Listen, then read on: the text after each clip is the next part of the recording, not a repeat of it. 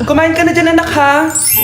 Ano meron, Nay? Bakit ang dami pong pagkain? Siyempre, anak, malapit na magpasko. Tara, kain na tayo. Niluto ko lahat ng favorite mo. Talaga, Nay? Hay, sana palagi na lang Pasko. Ay, may nangangaraling ata. Wait lang, anak. Nangangaraling po. Ang seselage awetan na witang hando sa nga ng Pasko magmalaba joy joy. Merry Christmas po! Galing mo naman! O ito, 10 pesos! Ayan na! 10 pesos? Ang ganda ng boses ko tapos 10 pesos lang bibigay mo sa akin?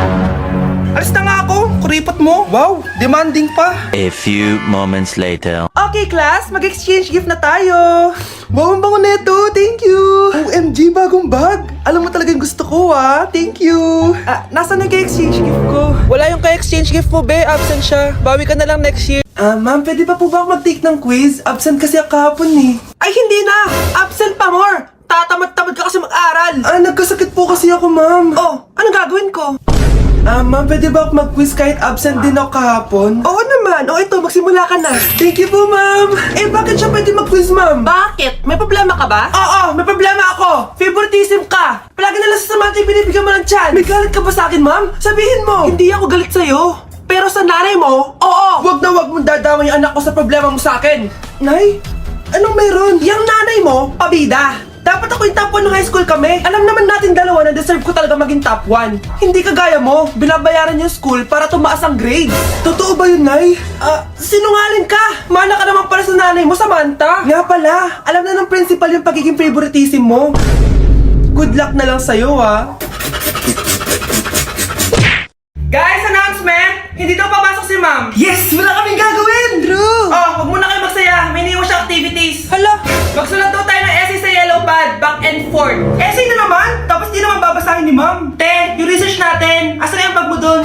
Tigilan mo muna ako, be. Absent nga si ma'am, di ba? Mag-absent ka na din, te. Kung tamad ka mag-aaral. Ang laki ng ano niya, pre, oh. Oo nga, pre. Kita niyo ba yan? Aba, ano yung pinapanood nyo, ah? Wala to. Ba't ka ba nakikialam? Loko kayo, ha? Magsusumbong ako kay ma'am. Eh, di magsumbong ka. Be, tara, uwi na tayo. Wala naman si ma'am, eh. Tara, di naman nila mapapansin yan. Hoy, saan kayo pupunta? Cleaners kayo, di ba? No, dyan lang kami sa kantin, eh. Oo, sa kantin lang kami. Be, di ako bingi. Dito lang kayo. Maglilinis pa kayo. Babe, TikTok tayo. Sige, babe. Uy, sana all. Ang hirap naman ng step. Eh di kayo na masaya, magbe-break din kayo. Dito pa kayo naglandian, ha? Humanda kayo kay ma'am. Sige, kain na kayo.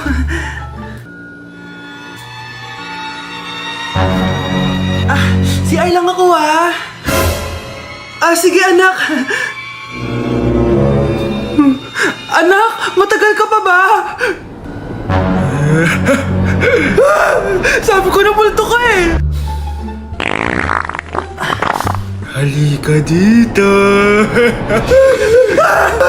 Anak! Bakit ka tumatakbo, Nay? Yung jowa mo!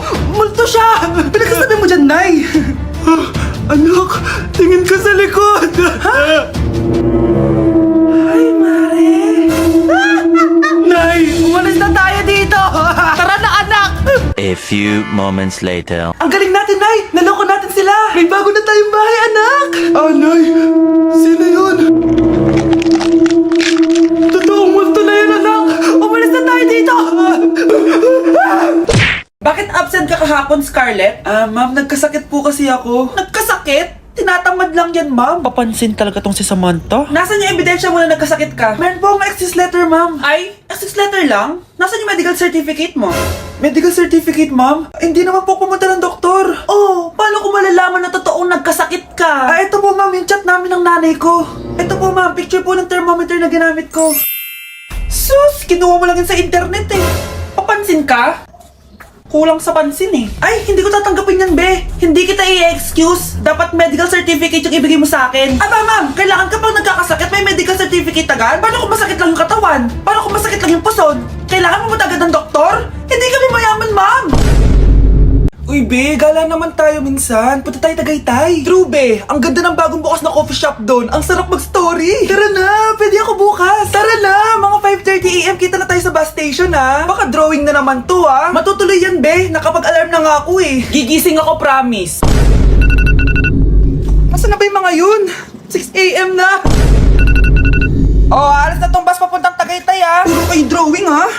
teka lang. Ano ba yun? Ano ba yan, be? Bakit ka tumatawag? Ano na be? 6 AM na. Akala mo pupunta na Tagaytay. Hindi ako pinayagan eh. Sorry, be. Hindi ka pinayagan o tinatamad ka lang? Baka gusto mo sabihin ko sa nanay mo na 3 subject yung bagsak mo. Ito na nga, be. Maliligo na ako. Wait mo lang ako, ah. Ay, yung isa pa. Hello, be. Di ako makakapunta. May sakit ako. Sakit. Lalong lalala yung sakit mo be kapag nalaman ng nanay mo na boyfriend mo yung anak ng kaaway niya. Ay, be, magaling na pala ako. Nakakalakad na ako. Ma'am, nangangopya po si Scarlett sa akin, no? Apakasinungaling mo, Samantha. May nangangopya pala dito? Bagsak ka na sa akin, Scarlett. Apakasama talaga ng ugali mo, Samantha. Nay! Oh, anak. Anyari sa'yo? Binagsak ako ng teacher ko. Naniwala kasi siya kay Samantha na nangopya daw ako. Totoo ba yun, Scarlett? Hindi, Nay. Siya talaga yung nangopya sa akin. Walang iya yan ah. Humanda siya sa akin. Tara anak. A few moments later. Ma'am, bakit niyo po kami pinatawag dito? Eh kasi yung anak mo, sinungaling. Siya naman talaga yung nangopya kay Scarlett eh. Hindi po totoo yan. Para malaman natin kung sino nagsasabi ng totoo sa inyong dalawa, mag-quiz na lang kayo ulit. Patay ako nito. Humanda ka ng mapahiya, Samantha. Okay, time's up. Pass your papers. Scarlett, naka-perfect ka. Yes! Talino talaga ng anak ko. Samantha, wala kang tamang sagot. Ikaw talaga ang totoong nangungopya. Nakakahiya ka, Samantha. Humanda ka sa akin sa bahay. Tara! Huwag po, Nay. For our last question, ano ang full name ko? Wala naman yun sa lesson, Siyempre, dapat alam niyo yung pangalan ko. Dami namang alam nito. Di ko maalala full name niya. Perfect na sana ako eh. Kapag di niyo nasagutan yan, minus 10 kayo sa akin. Aba ma'am, paano namin malalaman yung full name mo? Eh di ka naman nagpakilala sa amin. Ano ka, sikat? Artista? Ang lakas mo mag-minus kapag di nasagutan yung full name mo? Sige nga, ano full name ko? Kapag di mo nasagutan, ma-minus ko yung sweldo mo. Tsaka magagamit ba namin yan kapag nagtrabaho na kami? Di naman, di ba? Pakin namin sa full name mo. Ay, umuulan pa! Mga gamit ko. Ayan, di ka kasi nagdadala ng payong. Pag ikaw nagkasakit salamat ka, nandito ako. Michael, ba't nandito ka pa? Hatid na kita sa bahay niyo, baka mapano ka pa. Gusto ko safe ka makauwi. Lo, sige na nga. Nasaan ka? Scarlett? Michael? Ship ko kayo! You may kiss the bride! Mag-kiss na kayo! Anong kiss? Lo, parang di gusto. Dalian nyo na, kiss mo na sa noo! Humanda ka, Scarlett, tapos na yung maliligayang araw mo. Hi, Bes! Uy, Bes! Boyfriend ko nga pala, Michael, si Samantha, best friend ko. Hello, Samantha. Nice to meet you. Hi, Michael. Ako nga pala si Samantha. Una na kami, Bes, ha? Bye-bye. Masaya naman kami dati. Inagaw lang siya ni Samantha. Yung best friend ko pa. Bakit niyo po kami pinatawag, Nay? Kung hindi ko makikita yung phone ni Kyle, hindi ko malalaman yung pinagsasabi niya sa akin. Lagot tayo, ate. Kung san-san mo kasi nilalagay phone mo, Kyle. Eh, nakalimutan ko eh. Mag-umpisa tayo sa'yo, Kyle. Anay, puro na lang itlog at hotdog niluluto ni nanay. Mas masarap pa magluto yung kapitbahay natin. Sige, next time, ipagluluto kita na sinigang na hotdog. O ikaw, Brianna. Alam niyo bang nagalit sa akin si nanay kasi dati with high honors ako, diba? Tapos ngayon with honors na lang. Eh, siya nga bagsak nung high school eh. Oo, bagsak ako. Pero top 1 ako ng kinder. Kevin? Wala akong sinasabi Grabe talaga si nanay. Umaga pa lang galit na siya. Tapos utos pa siya ng utos. Bawal ba magpahinga sa bahay na to? Grabe. Wow, wala ka palang sinasabi At ikaw, Scarlett? Yes, Nay. Mga be, alam niyo bang galit na galit sa akin si nanay dahil daw nag-boyfriend ako na maaga? Eh siya nga maaga nabuntis eh. Di naman ako naggalit sa kanya. May problema ka ba sa maagang nabuntis? Wala akong problema, Nay. Idol nga kita eh. Ha? Anong idol? Buntis din ako. Nay, tulog lang ako Ano naman tong batang to? Nag-electric fan pa? Kala may abag sa kuryente. A few moments later.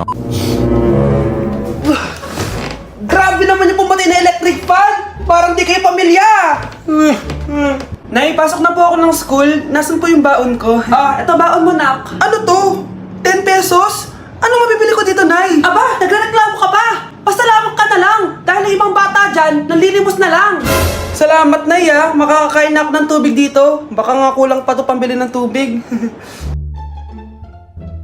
Buti pa si Scarlett may bagong phone. Nay, bilhin mo na ako ng bagong phone. Ay, tigilan mo ko, Scarlett Di pa naman sira yung phone mo. Damat mo naman. Good morning, ma'am. Ba't ang laki ng tiyan mo, Samantha? Buntis mo ako, ma'am. Hello, ma'am. School, ang Blessing kaya to, ma'am. Blessing? Nauna pa kayo sa akin ha? Okay, nagets niyo ba? Ano yung maingay na yon? Ma'am, sorry po. Lumabas na kasi yung anak ko eh. Tama na, baby. Ma'am, nawawala yung anak ko! Iniwan ko lang kanina dito eh! Ilabas niyo na! Kit-kit mo? Hoy! Balik pa sa akin anak ko! Anak mo pala to? O, saan lang? Yung bata! Be, may gatas ka pa dyan? Naubusan na ako eh. Ay, be, bumili ka! Ano, pati gatas ng anak ko, ubusin mo din? Damot mo naman. Ang pangit naman ng anak mo. Aba, ano sabi mo? Che, TikTok muna ako.